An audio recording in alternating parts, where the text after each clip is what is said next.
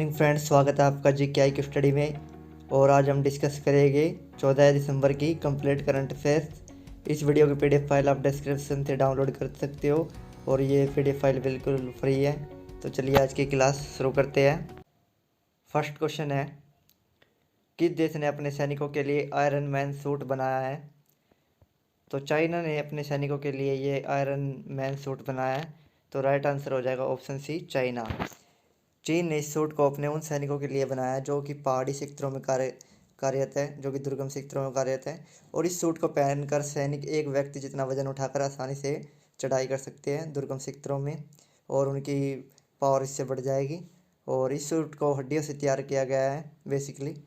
तो ये जो कि आयरन मैन सूट है, तो चाइना ने इसको तैयार किया है। नेक्स्ट क्वेश्चन, 13 दिसंबर को संसद हमले की 19वीं बरसी बनाई गई है। आतंकवादी हमला कब हुआ था? तो 2001 को यह आतंकी हमला हुआ था, जो कि 13 दिसंबर 2001 को हुआ था। तो बी ऑप्शन राइट आंसर हो जाएगा इसके अंदर, बी ऑप्शन 2001। तो 13 दिसंबर 2001 को आतंकियों ने संसद भवन पर हमला किया था, जिसको हमारे देश के वीर सैनिकों ने निरस्त कर दिया था। इस हमले में जो सैनिक शहीद हुए थे, उनकी बहादुरी और सम्मान में यह बरसी हर वर्ष 13 दिसंबर को मनाई जा रही है। नेक्स्ट क्वेश्चन, ऑक्सफोर्ड की कौन सी वैक्सीन 2021 के फर्स्ट एंड हाफ में उपलब्ध हो सकती है? तो ऑक्सफोर्ड ने ये घोषणा की है कि एस्ट्राजेनेका जो वैक्सीन है इनकी वैक्सीन 2021 तक भारत में उपलब्ध हो जाएगी, जनवरी के फर्स्ट वीक तक। तो डी आंसर इसमें राइट आंसर हो जाएगा, एस्ट्राजेनेका। और जो कि ये जो वैक्सीन है एस्ट्राजेनेका, ये इंग्लैंड की कंपनी है, इंग्लैंड और स्वीडन की संयुक्त रूप से कंपनी है ये। और मॉडर्ना जो कंपनी है ये अमेरिका की कंपनी है। और फाइजर जो कंपनी है ये भी अमेरिका की कंपनी है। और स्पुतनिक वी जो कंपनी है ये रशिया की कंपनी है। और ये जो वैक्सीन है एस्ट्राजेनेका, ये मॉडर्ना, फाइजर, स्पुतनिक वी से कई बेहतर बताई जा रही है। जो कि ऑक्सफोर्ड के अभी प्रमुख है, भारत के प्रमुख, ऑक्सफोर्ड भारत के प्रमुख है पर गगनदीप सिंह, इन्होंने यह बात कही है। नेक्स्ट क्वेश्चन, किस देश में एक दिवसीय कोविड मामलों में नया रिकॉर्ड बना है? तो अमेरिका में ये रिकॉर्ड बना है। एक दिन में 2.44 लाख लोगों का कोरोना परीक्षण पॉजिटिव आने के कारण यह रिकॉर्ड वहाँ पर दर्ज हुआ है। और जिसके अंदर 3033 मौतें भी वहाँ पर दर्ज हुई है एक दिन के अंदर। तो इसमें सी आंसर आपका राइट आंसर हो जाएगा, option C, America. Next question, हाल ही में जॉइंट वेंचर प्रोटेक्टिव कार्बाइन किस देश ने बनाई है? तो यह कार्बाइन भारत ने बनाई है। तो डी आंसर इसमें राइट आंसर हो जाएगा, ऑप्शन डी, भारत। इसे कानपुर की लघु सशस्त्र निर्माण कंपनी SAAF ने बनाया है, जो कि DRDO के सहयोग से बनाई गई है, इन्होंने संयुक्त रूप से बनाया है। इसकी मारक क्षमता 100 मीटर और 3 किलो से भी कम वजन की है, जिसको आसानी से सेना इस्तेमाल कर सकती है और फायर कर सकती है युद्ध के दौरान या किसी भी हमले के दौरान। तो ये स्टील की मोटी बुलेट प्रूफ जैकेट को भी बेच सकती है। तो इसकी ये सबसे बड़ी खासियत है इस कार्बाइन की।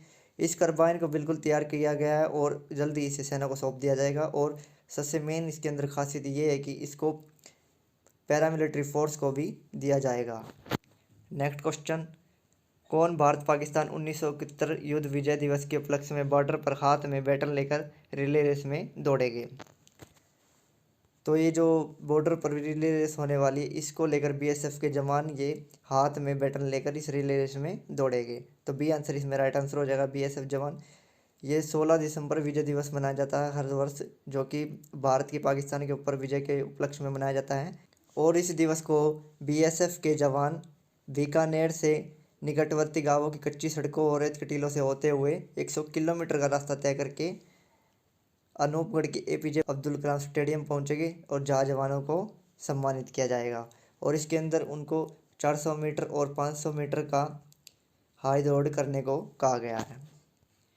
नेक्स्ट क्वेश्चन, किस देश की सेना ने भारतीय सीमा से लगे बेतड़ी में BOP का निर्माण शुरू किया है? नेपाल के अंदर ये निर्माण कार्य शुरू हुआ है, जो कि BOP का निर्माण कार्य शुरू हुआ है। तो डी आंसर इसमें नेपाल ठीक हो जाएगा। बेतडी जो कि सुदूर पश्चिमी प्रदेश का एक हिस्सा है, यानी कि एक ज़िला है वहाँ पर, ये जो कि 77वां ज़िला है नेपाल का। तो बेतनी में ये निर्माण कार्य शुरू किया है। इसका उद्देश्य सीमा सुरक्षा के लिए आपराधिक गतिविधियों को 24 घंटे नियंत्रित करके राजस्व बढ़ाना होगा। नेक्स्ट क्वेश्चन, हाल ही में केंद्र ने आर्म एक्ट पर क्या निर्णय लिया?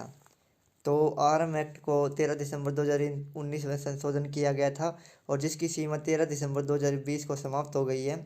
अब जिसके पास भी एक लाइसेंस पर 2 से अधिक हथियार होंगे उस पर आर्म एक्ट के तहत मुकदमा दर्ज किया जाएगा। तो इसके तहत तो इसमें आपका राइट आंसर हो जाएगा ऑप्शन सी, एक लाइसेंस पर 3 हथियार प्रतिबंध, यानी कि 2 हथियार एक लाइसेंस पे रखे जा सकते हैं। तो सी आंसर इसमें राइट आंसर हो जाएगा। नेक्स्ट क्वेश्चन, चीन के साथ तनाव देखते हुए सेना को कितने दिनों तक लड़ाई के लिए हथियार व गोला बारूद रखने का अधिकार दे दिया गया है? तो सेना को यह अधिकार दिया गया है 15 दिन के लिए। पहले ये 10 दिन के लिए था, लेकिन इसको अब बढ़ाकर 15 दिन के लिए कर दिया गया है।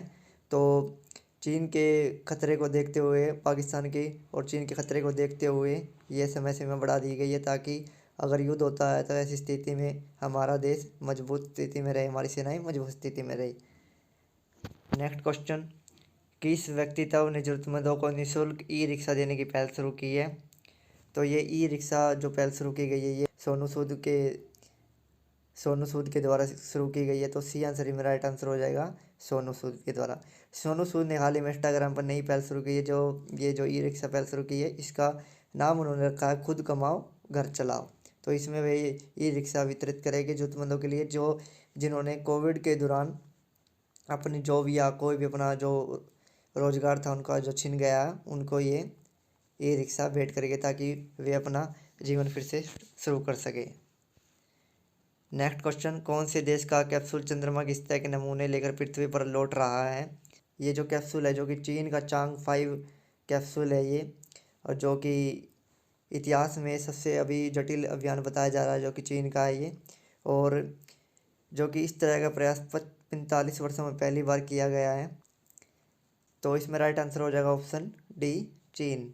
इससे पहले 1976 में रूस ने भी लूना 24 चंद्रमा से नमूने लेकर पृथ्वी पर लौटा था, और इसके बाद अभी चीन ने ये चांग 5 भेजा अभी, जो अभी पृथ्वी पर वापस आया है। नेक्स्ट क्वेश्चन और आज का लास्ट क्वेश्चन, किस देश ने शक्तिशाली जिरकॉन हाइपरसोनिक क्रूज मिसाइल का सफल परीक्षण किया है? तो इसका आंसर आपको कमेंट बॉक्स में बताना है।